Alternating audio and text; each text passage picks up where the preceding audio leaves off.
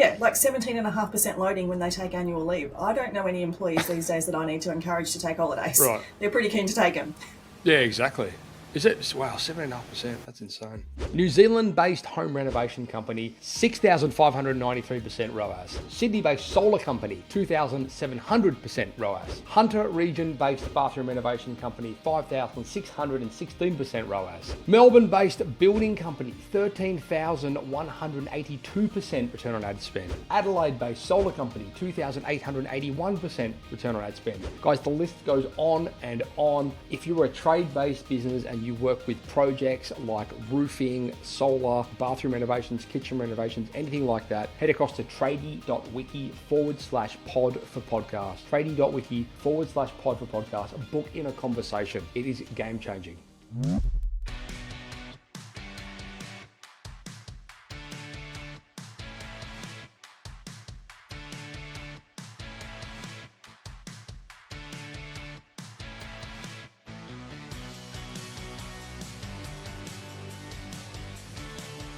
Kristy Lee, welcome back to the Sideshed podcast. It's great to be back with you, Matt. In the first episode, I called you Kristy. In this episode, I'm going to call you Kristy Lee. Okay, we'll mix it up. Throw some spanners in the works. Yeah, okay, cool. So thanks for coming back. This is the second conversation we have had in relation to HR and basically skills that as business owners we need to have when it comes to managing people. The first episode, we were talking about managing expectations and mastering difficult conversations. And in that episode, we jumped into some really cool nitty-gritties about how to formulate different frameworks for conversations and how to record and document and basically things that you need to make sure that you're, well, I suppose a number of reasons. First of all, to make sure that you're equipping your team with the best possible chance for success. Second of all, to make sure that you've got a paper trail of the things that you've discussed. Third, so you can build out relevant training to support them further. And I suppose lastly, in the instance where you may need to recall some of these meetings for the purpose of performance management, you've got something there to pull back on. So if you guys did miss that, go and check it out. Much of what we're going to be talking about today will likely stem from that foundational conversation back there. So go check it out. Kristy, you're from peoplepoweredbusiness.com.au, and this is kind of your jam, the HR world.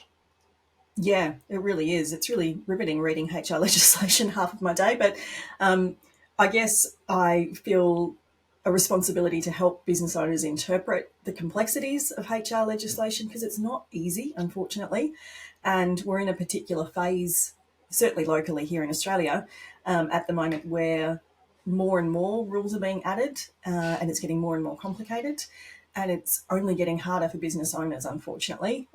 All these rule changes are very pro-employee, so we've just got to be on top of our game. Was it Kerry Packer who said, I mean, on a slightly different context, but if you're going to create, you said it to the government, I'm paraphrasing here, but it was something along the lines of, how about if you create a new rule, you remove another one so people can actually keep on top of what all these new rules that keep popping up.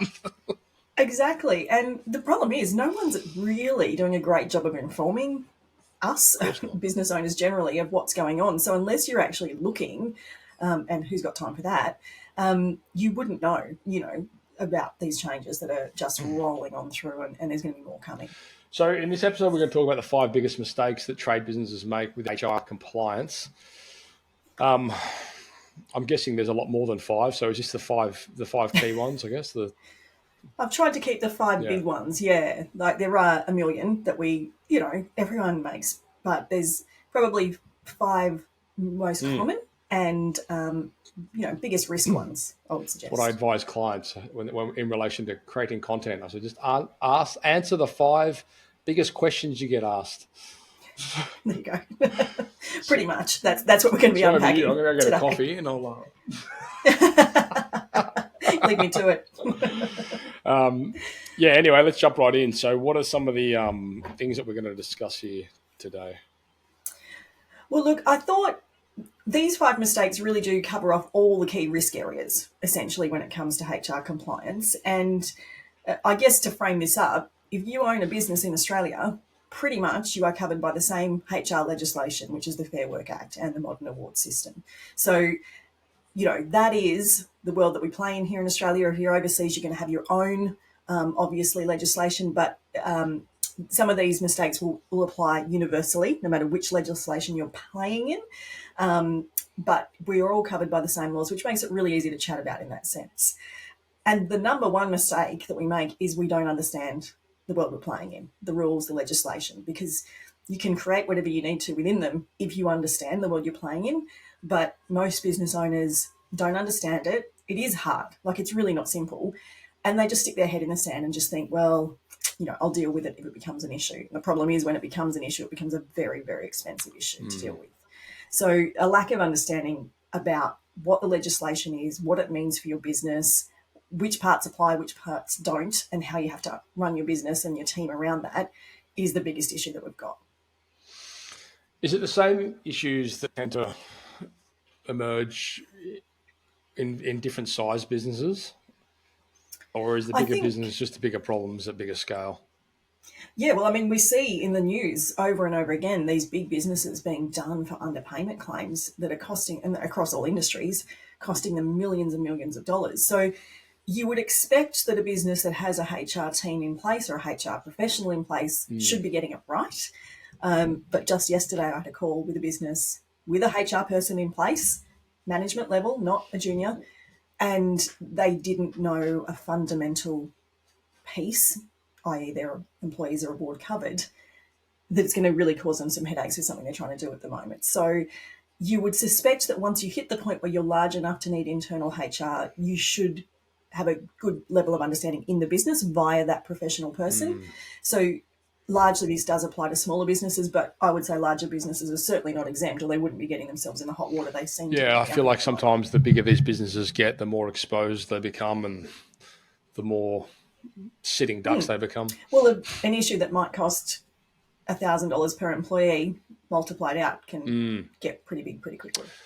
I suppose at a conceptual level, a lot of these obligations probably, I mean, we've got a lot of listeners that aren't located locally in Australia, but I imagine that like conceptually, these rules probably still apply on some level, whether that be moral or legal. 100%. Yeah, well, it's understanding the legislation in your wherever you're located and wherever your team are located. I was having a conversation with someone last week who's employing someone who's outside of Australia. I think they're in the Philippines, and wanted an employment contract written. I said, I don't know Philippines employment law, and you need to find someone that does to get that right, because it's different to ours. And I knew that it was different, but I don't know it well enough, so I'm not the person for that. But wherever you're located, there will be industrial relations legislation that you must get your head around. And if you can't get your head around it, by all means go and engage an expert. But wherever you're located around the world, this same issue applies. It's getting an understanding of the laws where you are based and where your employees are based, if they're remote or international. There's a lot of that scenario that you see popping up when team members come to work in a business and they're sort of the spit in the handshake kind of thing, or they're just a friend. And a lot of these,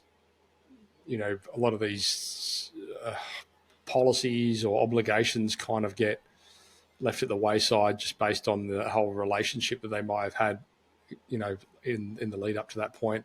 And I've seen that come unstuck heaps of times. Actually, truthfully, only a couple of weeks ago, one of the girls I trained with, she was starting up a business, and with a friend of hers, and I said to her, listen, I know you guys are friends right now. Yes. but trust me, I connect. Going into business with someone is not something you do lightly. And but when you're new to it, in place. And it's so common, because people are like, oh, we'll just go and do this together because we're friends. And, it very, very rarely pans out in the long run. But the point I was just saying to her, I'm like, listen, I know you guys are mates, but just get this drawn up properly, because regardless of whether you're mates or not, you want to have something that you can go back to in the instance that something does go pear-shaped, which they did, to their credit. Yeah. So, but anyway, I bring that up just because I'm just wondering if you see that a lot as one of the obstacles. Well, what are the obstacles? Yeah, look, that's certainly one of them. My mate does this, so it's totally fine for me to do this. No, it's not. Or people going into, as you said, those relationships because they've got friends subcontracting to them or working directly for them as employees. I see a lot of family businesses where actually just a few weeks ago I was helping someone. Two brothers own the business. The wife of one of the brothers is running the team. They've got zero structure. They're all in disagreements on compliance issues, amongst other things. And there's just, it's a mess. So Good old family when you're going business, into eh? business with family, yeah, tricky every time.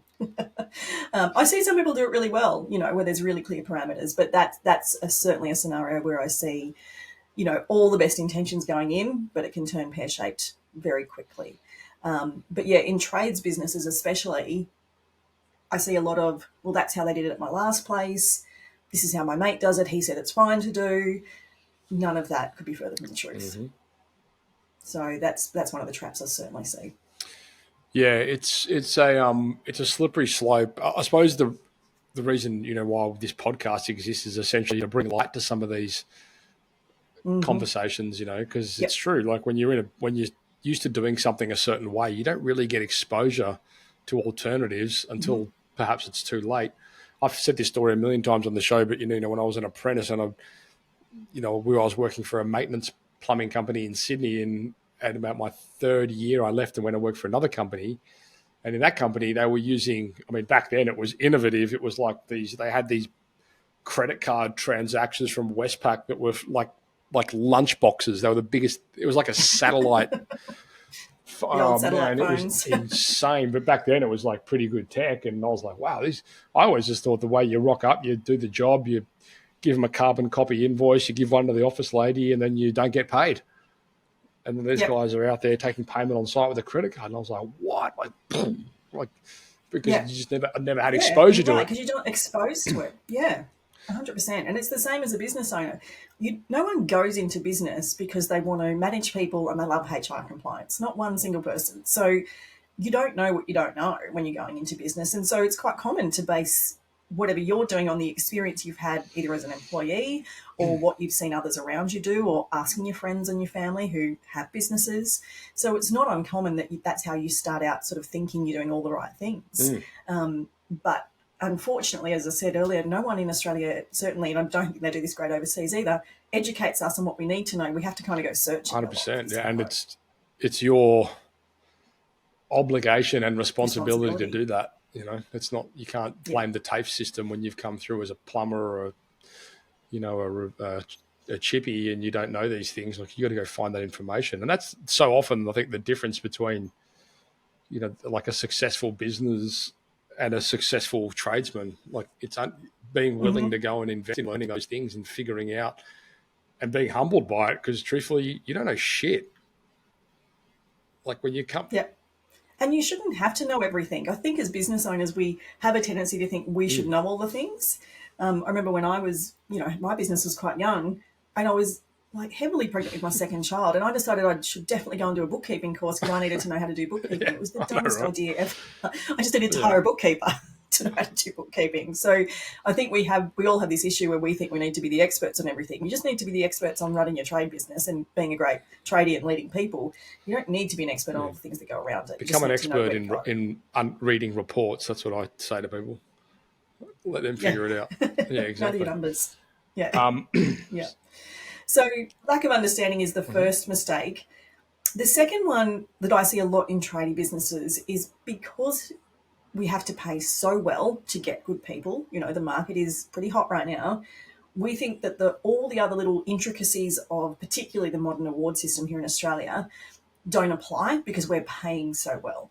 And unfortunately, I've seen lots of businesses be very heavily exposed to potential back payment claims because they don't have the right paperwork in place. And what I will say is, because you're paying so well, you absolutely don't need to worry about the little things, but you've got to have the right paperwork in place to protect you. So assuming that because you're paying really well, and most trades businesses I know of are paying really, really well, that the other rules around things don't apply, because they do.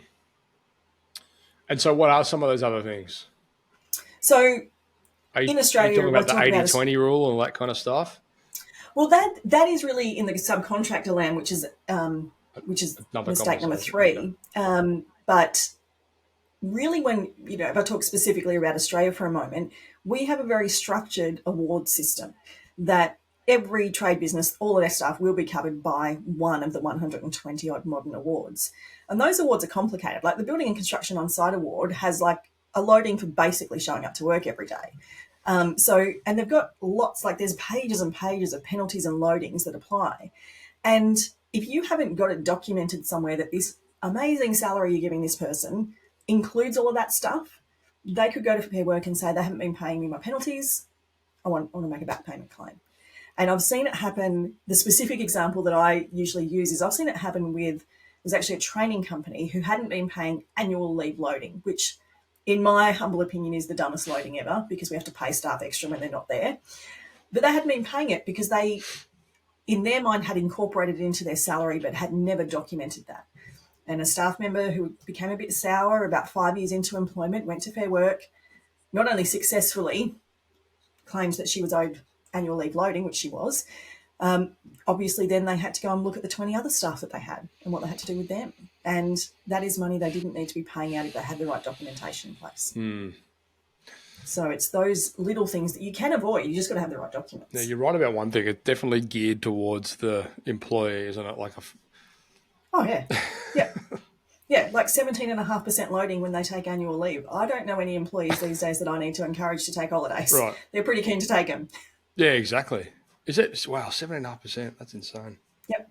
Yeah. And it's like, it's a bit archaic. It's back from the days when people, unions were involved, people didn't take holidays, all that kind of thing. Yeah. But that's not, they just haven't kept up to pace with what modern workplace looks like. I mean, that's pretty much a metaphor for Australian government right there. It should be a slogan on their T-shirt. Yep. Yep, exactly. So that's just an example of where you can really get undone with making that assumption. Okay, what was number 2, was it? Yeah, that was number 2. So number 3, you just touched on, which is really important for trades businesses, is understanding the difference between an employee and a contractor.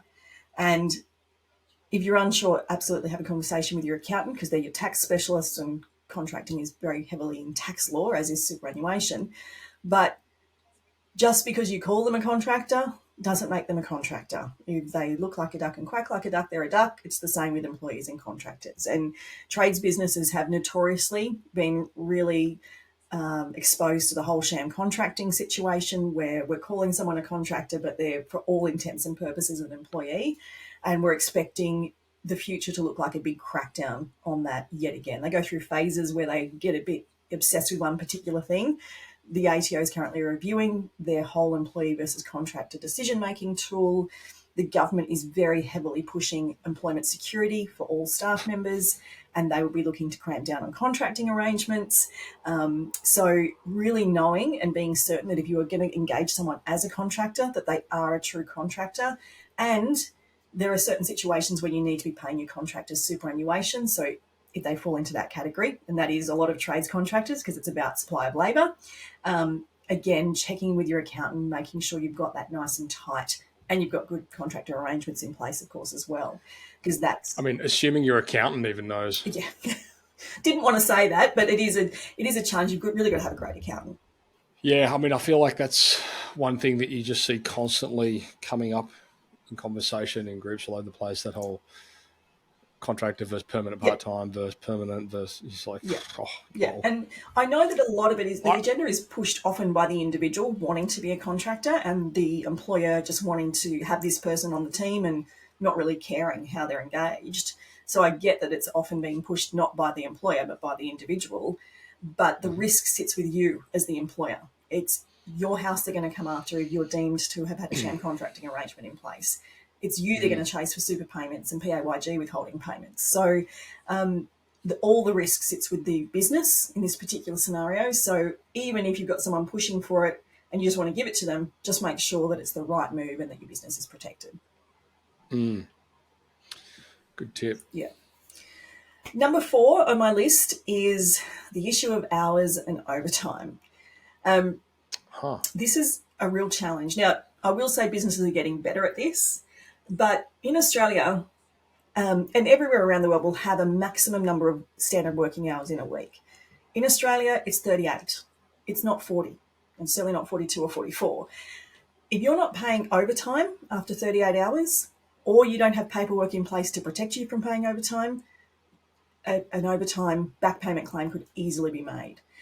Getting the hours piece right and paying penalties on weekends and those kind of things is a huge risk exposure for trades businesses, because the 40-hour work week is kind of, still the norm, even though our legislation says 38 hours max. So anything over 38 should be overtime, unless you've got an RDO system in place or some documentation in place to say that you've already incorporated overtime into the rates.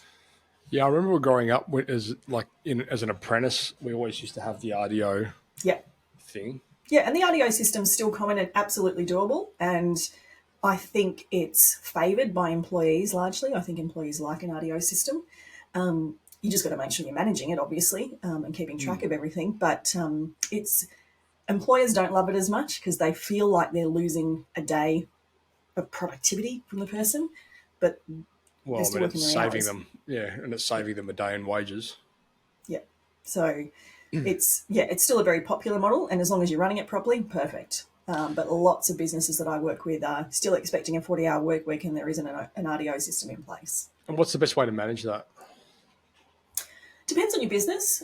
So I've got trades businesses that I work with that implemented an RDO system, and what they've done is they have company-wide RDOs, so the whole business shuts down for one, and they always do it on a Friday, one Friday a month. That actually works brilliantly well for the business owners. In this case, it's a husband and wife couple, because they can do their business planning or take a long weekend, rather than if you've got the rolling RDO system, you're always on. You're never off as a business owner. So I quite like that for business owners. You can do just the rolling RDOs where you've got one person off depending on the size of your team, but they have one RDO every 4-week cycle. I've got other businesses that are experimenting with different models where they're working lengthy hours for a 2 or 3 week stint and then having multiple RDOs in a row. So that, that works for them because they're working in rural and regional remote kind of areas, and then going home for long periods. So it really depends. Is that kind of like the fly flow? A little bit, yeah, almost like a variation of the FIFO kind of model. So you can, with the right documentation, you can make all of this happen, but most of the trades awards allow for the standard one RDO accrual per 4-week cycle. As long as you're averaging 38 hours a week, it's totally fine to do. Yeah, interesting. And is there like technology to track that? I mean, I know I found this was an issue like, 20 odd years ago when I was, plumbing, where people would just say they're putting in for overtime and not doing it. Like, how do you track it? Yeah, look, the overtime in the RDO system is tricky. Systems like Xero track things really well, and you can get plugins to Xero that are very effective for managing hours and timesheeting. I mean, the Xero timesheet model is great on its own, but you can definitely get more advanced plugins to help with that. If you're going to run an RDO system, the simplest way is just to structure the hours. So it's one RDO every 4-week cycle. You work a 40-hour week for 3 weeks and then a 32-hour week effectively the next week.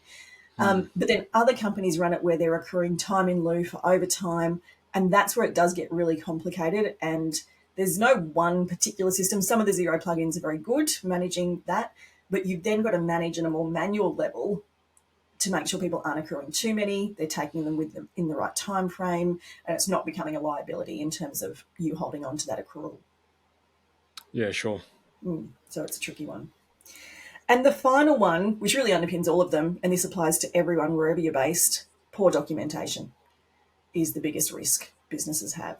Terrible employment contracts, no supporting documents for these other issues we've spoken about. So in Australia, we would have an employment contract, and then if we want to vary award conditions, like have a great salary but have all these other bits and pieces included, we usually need a second document called an individual flexibility agreement, or a very, very tightly claused employment contract, which really details all the inclusions. But Fair Work recommends, and I tend to suggest, having both of those documents working together.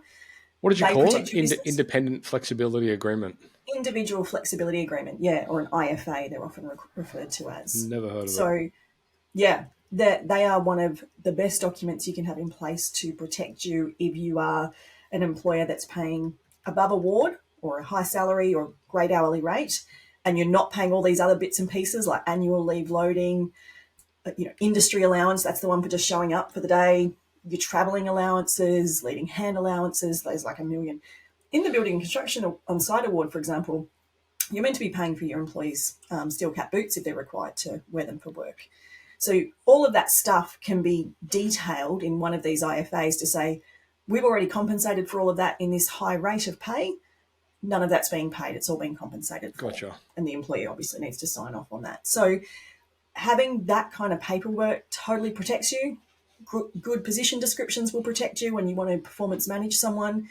So just having really solid HR documentation is one of the biggest mistakes I see people make, just not having it at all. Or I see a lot of that whole, I just took my employment contract from my last job, I'm going to use that without checking that it actually, I reviewed one for a building business not that long ago, and thankfully the one clause they needed was in there, but I don't know where he pulled it from. It was on some very official letterheads, but the clauses were completely wrong, didn't relate to the award at all. They weren't the right wording, they weren't the right number. So it wasn't going to protect him at all from any potential issues. So pulling your old employment contract and just using it in your business is not what I recommend. Yeah, sure. So does that essentially mean that you should, I mean, I'm guessing you don't have to have an individual, like you can still use a template as long as it's current, right? Yeah, you can grab it, but there's employment contract templates you can purchase, or you can get people to write for you, or just I just had a lawyer rewrite ours actually, and it was, I mean, it's still templated like for the whole whoever comes on board, but it is customized for us. Yeah, exactly. There's templates you can get, and if you're following all of the award conditions, use a template. Like, you're totally fine because you're following the award anyway. It's when you're changing things and not paying things per the award, like those little allowances, that's when you really do want to make sure that you're really covered, either that the contract's being customised to cover you, or you've got that second IFA document in place, which, again, there's templates for. You've just got to make sure you create it. Yeah, some of these associations have some good templates too, like the Master Builders and HIA and that kind of stuff. Exactly. So, yeah. If you're a member of one of those, check there first because you're already paying for that subscription.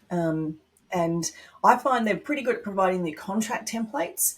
They're not always as great at pointing out that if you're not doing these things per the award, you need this other document in place. So just make sure you're checking that. Yeah, exactly. Awesome. Well, that's helpful. So give us a recap on those 5. So these are the broadest top 5. A lack of understanding of the legislation wherever you're based, just knowing what the rules are.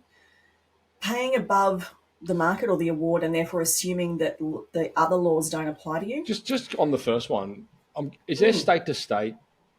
Good question. Yeah. So no, the Fair Work Act and the award system is national in Australia. Right. So as long as you're a non-government employee or business, so you're a Pty Ltd company, your staff will be covered by the Fair Work Act and the modern award that's relevant for them. I will say that it's quite common you would have more than one award active in your business, which just complicates things a little further, but not everyone may be covered by the same award. So, yeah. But workplace health and safety legislation, on the other hand, is still state and territory based, which is frustrating. Sorry to interrupt. Yeah. No problem. So number 2 is paying well above, so expecting that other things don't apply. Number 3 is knowing the difference between employees and contractors and making sure you've got the right engagement in place. Understanding hours requirements and making sure that you're protected and paying appropriately for the hours. And number 5 is just poor documentation across the board, which can be so easily fixed, and it will protect you from so much of the risk that's out there. Awesome. Great. Well, thank you so much for that recap. Where can the listeners get hold of you?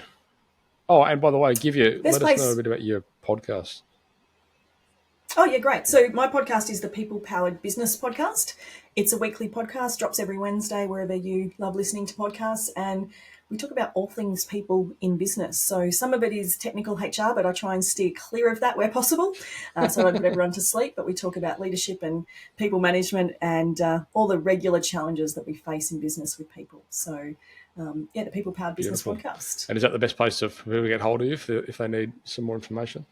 Yeah, via the podcast or just over at peoplepoweredbusiness.com.au. You can reach me there, and Kristy Lee Billett on the socials. And guys, if you've got any feedback once again, or any if we've missed anything and you want us to dive a little bit deeper, let us know in the comments, and we endeavour to get back to you with those answers. So, Kristy, thanks so much for your time. It's been a great series. That is a wrap. Thanks for watching, guys. I hope you enjoyed that episode. Please, while you're here, subscribe to the channel and give this video a like. Now listen, if you are a trade-based business and you work in projects, roofing, bathrooms, kitchen renovations, home renovations, solar installations, that kind of thing, we would love to be able to showcase you as our next success case. Insane return on ad spend over here. We're talking 2,000, 3,000, 5,000, 13,000% return on ad spend week in, week out with some of our clients. And we would love to put you in that picture. So please head across to tradie.wiki/YT for YouTube. Tradie.wiki/YT for YouTube. I look forward to chatting to you soon. Enjoy the next episode and thank you for all your support.